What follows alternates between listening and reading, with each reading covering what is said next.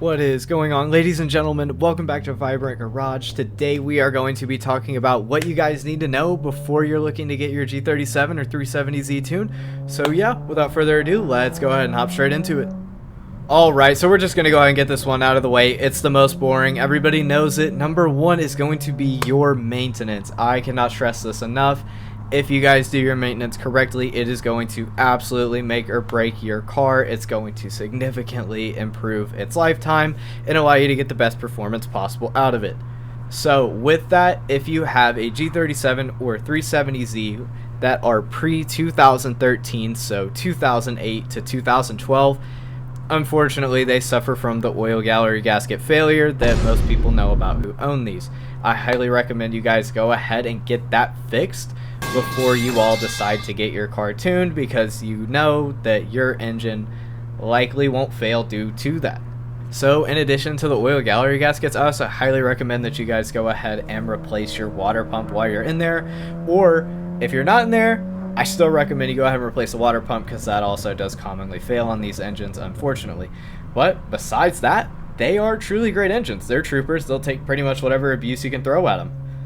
Alright, so coming in at number 2 is going to be your power goals / goals for the car. Now, if you just want to sit there and clout farm on IG Reels with, 6 to 8 foot flames or whatever, that's awesome. You do you, have fun with your car. Or if you guys want to just have a pretty decent NA build, you're going to have to take a look into that and figure out, what parts you're going to need, which we'll go over here in just a minute. Or you can go boost and be an absolute monster and make like 700 plus wheel on a stock motor. Yes, that has been done, but not on a stock automatic transmission Z or G. So coming in at number 3, mods, right? The most fun. So let's talk about naturally aspirated power. So if you guys want to shoot for the 340 to 350 wheel horsepower range while still being naturally aspirated, you're going to be looking at long tube headers or resonated test pipes or non-resonated test pipes. I highly recommend you get resonated ones. The car's not going to sound as raspy, and you're going to want a good catback, and you're going to want a flex fuel kit and some upgraded injectors so you can run E85.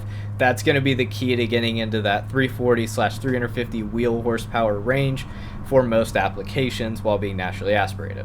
Now, of course, you can throw into the mix nitrous, but we won't get into that because it's not super common, but it is very doable on VQs. I have seen some people do that, and you can definitely make some decent gains while being NA for a temporary amount of time while the nitrous is being sprayed. So, if you guys want to go boost, there's basically 2 ways you can do this. You can either go supercharged or turbo / twin turbo.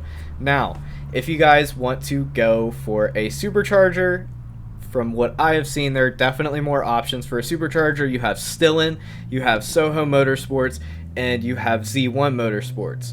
Soho Motorsports, I have seen people extract the most power out of their supercharger kits, and I believe that they also just offer more with their kits. They offer higher level packages if you're shooting for like 700 wheel on a supercharged car, which is possible. It's just kind of hard because a supercharger runs off your crank, and it makes it a little harder to get that much power because your crank has to turn the supercharger.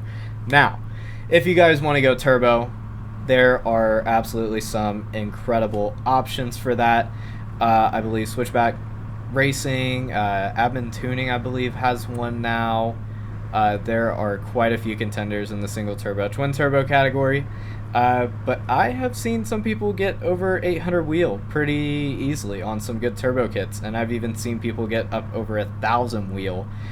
For example, let's just say 370Z Trash, he is well over 1,000 wheel. Now granted, he does have some small nitrous application of some sort. I believe Avon Tuning also offers a mid-mount twin turbo kit. And there are quite a few others, and you can achieve over 800 wheel and sometimes even 1,000 wheel. Now 1,000 wheel is probably not going to be on a stock motor. They just can't handle it, but with some supporting bottom end mods like some good Wiseco pistons and some other bottom end pieces, you can achieve 1,000 wheel horsepower on these cars. It is absolutely possible, which is pretty incredible for an all aluminum V6. So coming in at number 4, this is where it gets interesting because there's also so many options for this. Choosing your tuner. I have been tuned by two separate tuners. I'm not going to name the first one because I don't want to bash anybody on the internet. I just didn't have the best experience with them, and they just didn't suit my needs and my drivability goals the best. And then I switched over to Admin Tuning, and I have had my 37 tuned by him for, I believe, 3 years now. Absolutely zero issues. Car runs great, pulls hard, flames are absolutely fun.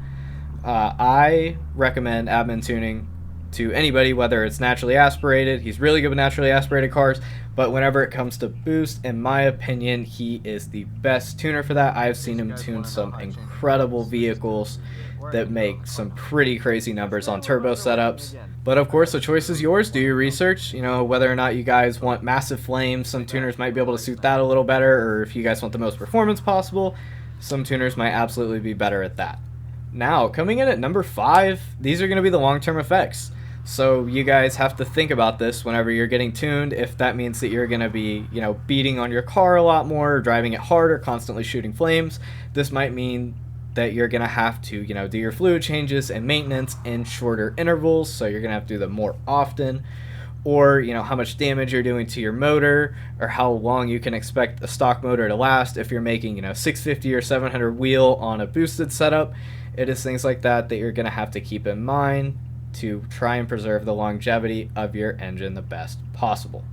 But yeah, that is pretty much all you guys need to know before you guys want to get your 37 or 370Z tuned.